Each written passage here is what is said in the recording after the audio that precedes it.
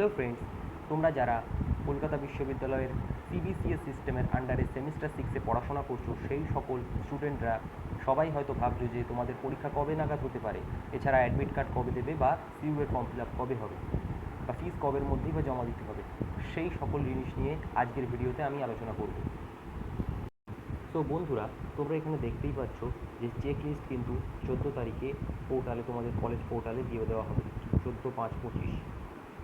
16 তারিখ থেকে 23 তারিখের মধ্যে ফর্ম ফিল আপ করতে পারবে তোমরা এবং ফিস দিতে পারবে।